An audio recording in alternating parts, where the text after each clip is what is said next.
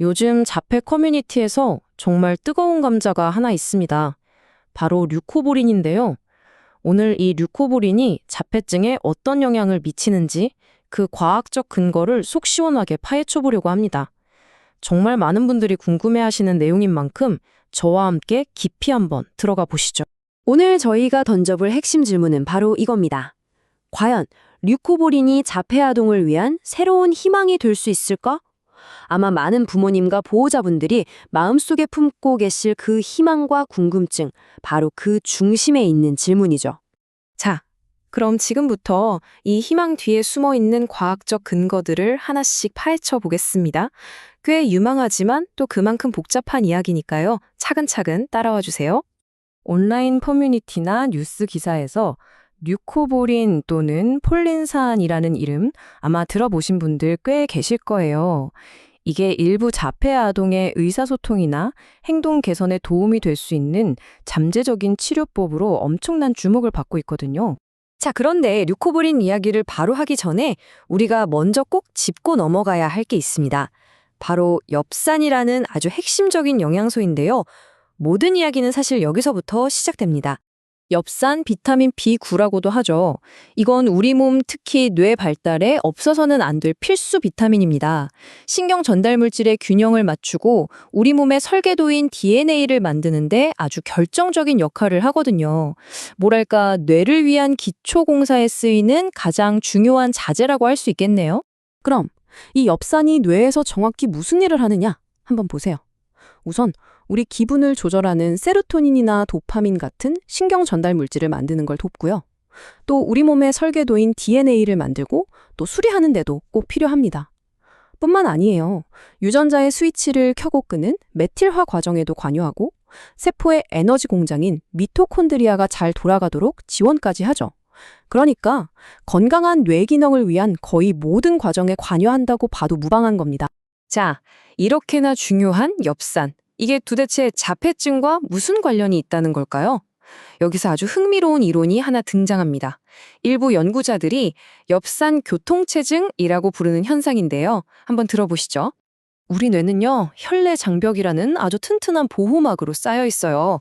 마치 공항의 보안 검색대처럼 아무거나 막 통과시키지 않는 거죠. 엽산 같은 중요한 영양소도 예외는 아닙니다. 그냥 쓱 들어가는 게 아니라 특별한 통행증을 가진 운반 시스템을 통해서만 뇌 안으로 들어갈 수 있는 거예요. 그런데 문제가 생길 때가 있습니다. 바로 엽산 수용체 자가항체, 줄여서 FRAA라는 녀석 때문인데요. 이게 뭐냐면 우리 몸의 면역 체계가 착각을 하는 거예요. 엽산을 뇌 안으로 들여보내는 문지기, 즉 수용체를 갑자기 적으로 오인해서 공격하고 그 문을 막아버리는 항체를 만들어내는 거죠. 여기서 진짜 중요한 포인트가 나옵니다. 이 자가항체가 있으면 몸에 엽산이 충분해서 피검사 수치는 정상으로 나와도 정작 뇌로는 엽산이 들어가지 못하는 그런 기가 막힌 상황이 벌어지는 겁니다. 그러니까 이건 엽산이 부족해서 생기는 문제가 아니라 뇌로 가는 길이 꽉 막혀버린 운송의 문제라는 거죠. 이게 핵심입니다. 그리고 이 운송 문제가 바로 뇌엽산 결핍증, 즉 CFD라는 상태를 만들어냅니다. 말 그대로 피에는 엽산이 멀쩡하게 있는데 뇌 안에 엽산 농도만 뚝 떨어져 있는 상태를 말하는 거예요. 그리고 많은 연구자들은 바로 그 엽산 수용체 자가항체가 이 문제의 주범일 거라고 보고 있는 거고요. 자, 그런데 정말 놀라운 건 이겁니다. 일부 연구를 봤더니 자폐 스펙트럼 장애 아동의 무려 70% 정도가 이 엽산 수용체 자가항체에 양성 반응을 보였다는 거예요. 이건 일반 아동에 비해서 훨씬 아주 월등히 높은 수치거든요. 당연히 연구자들이 여기에 주목할 수밖에 없었겠죠. 자, 그럼 이런 이론을 바탕으로 과학자들은 어떤 생각을 했을까요? 만약 이 꽉 막힌 엽산 교통 체증을 뚫고 지나갈 우회로를 만들 수 있다면 과연 어떤 변화가 일어날까? 이런 궁금증이 아주 흥미로운 연구로 이어지게 됩니다. 그래서 시작된 게 바로 소규모 임상 시험들입니다. 여기서 사용된 게 바로 오늘의 주인공, 류코보린이에요. 이 류코보린은 아주 특별한 형태의 엽산이라서 자가항체가 막고 있는 정문을 피해서 다른 종문으로 뇌에 쏙 들어갈 수 있는 능력이 있습니다. 말 그대로 우회로 역할을 해주는 거죠. 그 결과는 정말 놀라웠습니다. 한 연구를 이끌었던 리처드 프라이 박사가 이런 말을 남겼죠. 언어 소통의 개선 효과가 무려 3년 동안 언어 치료를 꾸준히 받은 것과 맞먹는 수준이었다. 와, 이 한마디만 들어봐도 당시 이 결과가 가족들과 연구자들에게 얼마나 큰 희망을 주었을지 상상이 가시죠. 자, 이렇게나 유망한 결과가 나왔는데 그렇다면 과연 주요 의료기관들도 똑같이 생각하고 있을까요? 이제 공식적인 권고는 어떤지 그 부분을 한번 살펴보겠습니다. 소아 건강 분야에서 가장 권위 있는 곳이죠. 바로 미국 소아과학회 AAP가 이 모든 증거들을 아주 면밀하게 검토했습니다. 그리고 의사와 가족들을 위한 임시 가이드라인을 발표했어요. AAP의 결론은 한마디로 아주 명확하고 신중합니다. 들어보시죠. 뇌 엽산결핍증, 즉 CFD 진단이 없는 상태에서 단순히 자폐증이라는 이유만으로 류코보린을 처방하는 건 현재로서는 과학적 근거가 충분하지 않다. 네, 이게 공식 입장입니다.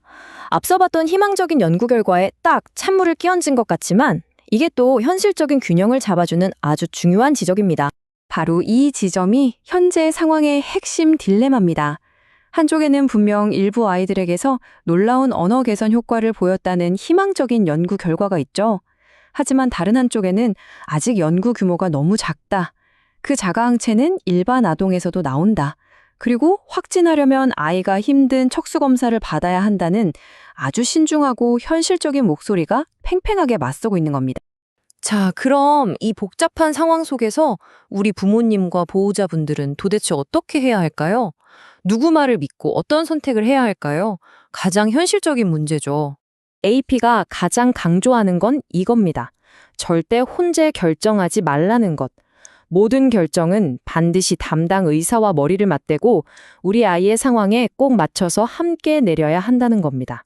이게 가장 중요한 원칙이에요. 그래서 AAP가 가족들에게 이것만은 꼭 기억해달라고 제시한 핵심 사항이 3가지가 있습니다. 첫째, 의사와 충분히 그리고 솔직하게 대화하세요. 어떤 희망이 있고 또 어떤 한계가 있는지 투명하게 공유하는 게 시작입니다. 둘째, 류코보린이 만병통치약은 아니라는 점을 기억해야 합니다. 기존에 봤던 언어치료나 행동치료 같은 중요한 지원들을 절대 소홀히 해서는 안 됩니다. 그리고 마지막 셋째, 아직은 더 많은 연구가 필요하다는 사실을 우리 모두가 이해하고 기다려야 한다는 겁니다. 그리고 우리가 또 현실적으로 알아둬야 할 점들이 몇 가지 더 있습니다. 류코보린이 대체로 안전하다고는 하지만 배탈이나 설사 같은 부작용이 있을 수 있고요. 자가항체 검사는 보험 적용이 안 되는 경우가 많아서 비용 부담이 될 수 있습니다. 무엇보다 CFD를 확진하려면 아이에게는 정말 힘든 검사인 척수천자가 필요할 수도 있다는 점. 마지막으로 이 치료법은 아직 FDA에서 자폐증 치료제로 공식 승인한 게 아니라는 사실까지 꼭 기억해 두셔야 합니다. 자, 오늘 이야기의 핵심을 요약하면서 미래를 향한 질문 하나를 던지며 마무리할까 합니다. 앞으로 연구가 더 진행된다면 이 엽산 대사라는 걸 조절하는 게 정말로 자폐 스펙트럼을 가진 일부 아이들을 위한 맞춤형 치료의 중요한 열쇠가 될 수 있을까요? 아직은 물음표지만 이 질문에 대한 답을 찾기 위한 과학자들의 의미 있는 여정은 바로 지금 시작되고 있습니다.